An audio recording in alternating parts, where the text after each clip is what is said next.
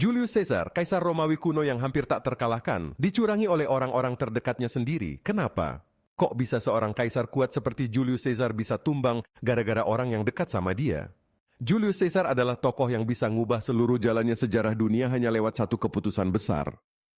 Bayangin, seorang pria yang gak cuma jadi pemimpin besar, tapi juga punya cerita penuh intrik, pengkhianatan, dan kejutan yang bikin dunia terkejut. Julius Caesar lahir di Roma sekitar tahun 100 sebelum Masehi.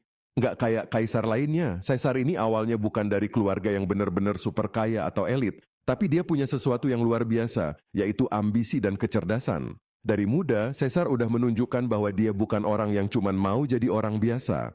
Dari karir politiknya yang penuh tantangan, dia tahu banget gimana caranya memanfaatkan setiap kesempatan. Cerita perjalanan Caesar menuju kekuasaan gak gampang. Dia mulai dengan jadi seorang jenderal di militer Romawi, dan di sini dia benar-benar menunjukkan kemampuan strategis yang luar biasa.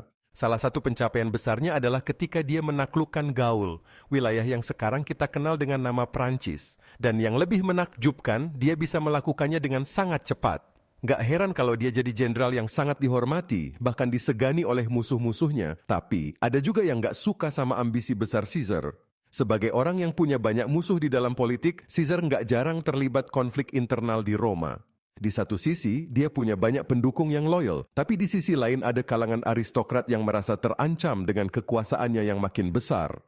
Salah satu yang paling terkenal adalah konfrontasi dengan Pompeius dan Crassus, yang sebelumnya merupakan sekutu politiknya dalam triumvirat pertama. Pada akhirnya, hubungan mereka rusak dan Caesar harus berperang melawan Pompeius. Puncaknya, Caesar akhirnya berhasil mengalahkan Pompeius dan menjadi pemimpin tunggal Roma. Dia bahkan mendapat gelar diktator seumur hidup, yang jelas-jelas bikin banyak orang khawatir kalau dia bakal menjadi tiran. Bayangin aja, seorang pemimpin yang bisa mengontrol hampir semua aspek kehidupan di Roma, dari militer, politik, sampai ekonomi, ini tentu bukan hal yang biasa di masa itu. Tapi, enggak lama setelah itu, ada satu kejadian yang mungkin jadi titik balik paling dramatis dalam sejarah Roma. Pembunuhan Julius Caesar.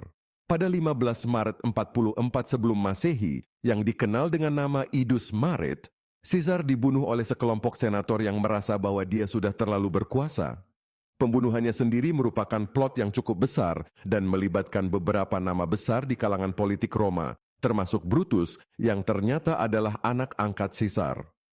Mungkin salah satu alasan terbesar kenapa pembunuhan ini terjadi adalah rasa takut bahwa Caesar bakal jadi raja dan menghancurkan sistem republik yang sudah ada di Roma. Tapi siapa sangka pembunuhan ini malah memicu kerusuhan dan perubahan besar yang akhirnya menggulingkan Republik Romawi. Meski Caesar sudah meninggal, pengaruhnya nggak langsung hilang begitu saja. Justru kematiannya yang tragis ini membuka jalan bagi kelahiran kekaisaran Romawi dengan penerusnya yang lebih berkuasa, seperti Augustus, yang akhirnya jadi kaisar pertama Roma. Warisan Caesar hidup terus, baik dalam cara pemerintahannya, kebijakan-kebijakannya, maupun dalam pengaruh politik yang dia tinggalkan. Bahkan, nama Caesar sendiri akhirnya menjadi gelar bagi banyak penguasa besar di masa depan.